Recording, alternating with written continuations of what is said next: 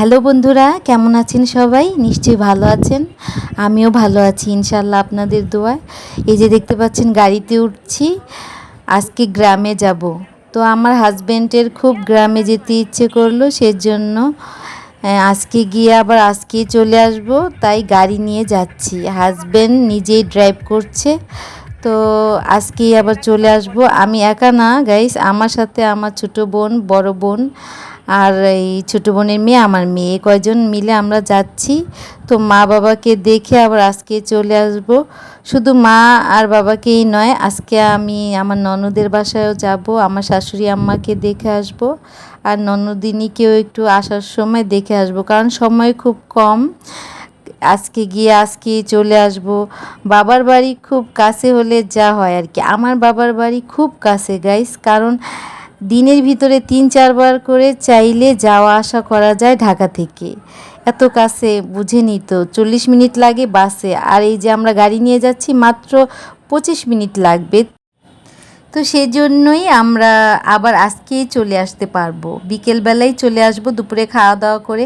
মাকেও বলি নাই, মাকে অনেকবার ফোন দিয়েছিলাম, মা হয়তো ব্যস্ত আছে, রান্না টান্না করতেছে রান্নাঘরে, ফোন তো হাতে নেয় না, রান্না করার সময় মা ফোন হাতে থাকে না, তো ফোন ধরছে না। তো ছোটো বোন একবার ফোন দিয়েছিল গাড়িতে, ফোন ধরছে না। তো যাই হোক, মা যা রান্না করবে আজকে তাই খেয়ে চলে আসবো, বলবো না, না জানিয়েই যাচ্ছি, মাকে সারপ্রাইজ দিব। তো আজকে ঘোরাও হলো, গাড়ি নিয়ে যাচ্ছি, যে ঘোরা হলো, আবার সবাইকে একটু দেখে আসা হলো। সময় খুব কম, হাজব্যান্ড তো বাইরে ছিল 6 বছর, সেজন্য কারোর সাথে দেখা সাক্ষাৎ এখনও পর্যন্ত হয় নাই। বোনের বাসায় গিয়েছিল আরেকবার, আমার শাশুড়ি আম্মা সাথেও দেখা করে আসবে, বোনকে দেখে আসবে, তো তার অনেক মন চাইছিল, তো সেজন্য যাচ্ছি। তো আমি আবার গাড়িতে দেখেন একটু দুষ্টামি করতেছি, কারণ যেই অসুস্থ ছিলাম এখন একটু ভালো হয়ে গেছি, মনে আনন্দ ফিরে এসেছে। আমার মনে কোনো আনন্দই ছিল না, ঈদের দিনও আনন্দ ছিল না। আমি যে পরিমাণ কালো হয়ে গেছি দেখেন, আমি কিন্তু বোনেদের মধ্যে সবচাইতে বেশি ফর্সা, কিন্তু আমি কালো হয়ে গেছি। অসুখে মানুষকে কী বানিয়ে দেয় দেখেন, আমি কিন্তু অনেকটা কালো হয়ে গেছি। এখন আমার মনে যে সুস্থ হওয়ার পরে যে মনে একটা আনন্দ এসেছে বলে বোঝাতে পারবো না। মানুষের শরীর অসুস্থ থাকলে কিছুই ভালো লাগে না, এটা আসলেই বাস্তব প্রমাণ, যে পৃথিবীর সব সুখ যদি এনে দেন তারপরও ভালো লাগবে না যদি অসুস্থ থাকে। আর সুস্থ থাকলে না অনেক অনেক ভালো লাগে, সব কিছুই ভালো লাগে, খারাপ মুহূর্তগুলোও তখন ভালো লাগে। আর এই যে দেখেন, আমি এখন ভালো লাগছে বলেই তো গাড়িতে বসে গান করছি, আনন্দ করছি, বোনেদের সাথে কী যে খুশি লাগতেছে।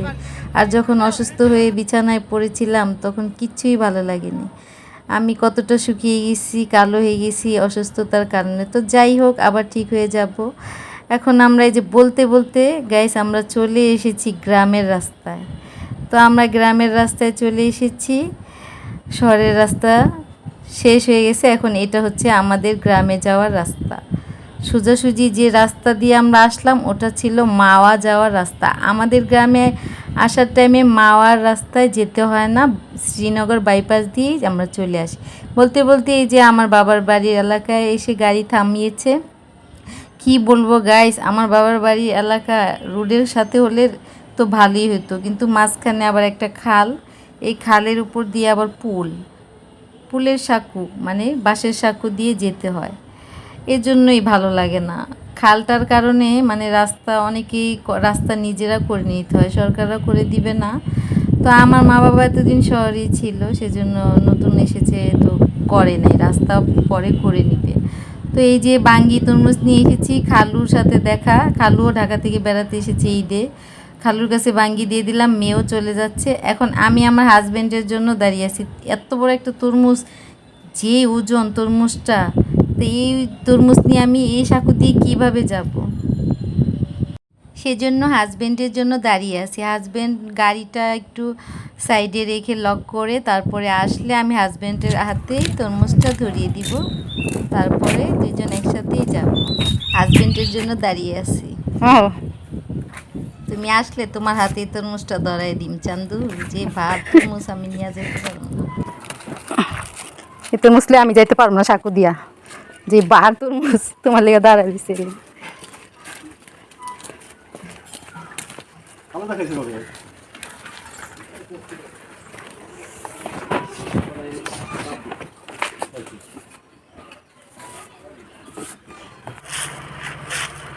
না আবার। আসসালামু আলাইকুম। পইরাও যেতে পারি ঠিক নাই, যে বাঙ্গা পুল চালে পড়লে তো চালে আমি দেখি একেবারে সুজা ও, খালে ওই যে। ভিতরে পইরা যামুগা। এই যে আমরা এসে গেছি। কেমন আছো বিথি? হ্যাঁ ভালো আছি। মা ভালো আছো? আমুর কই কই ফেলে এই যে আছে, আমরা আসলাম। কি রান্তাছো? মুরগির মাংস? আগে থাকতে কইবা না। আমার মায় পাগল হয়ে গেছে, এখন না কই আইছি কি করবো দিশা পাইতেছে না। জামাইরে শরবত গুলাই দিয়ে পাগল হয়ে আছে। ধীরে আসতে করো, সমস্যা নাই। কই তোমরা ভালো আছো?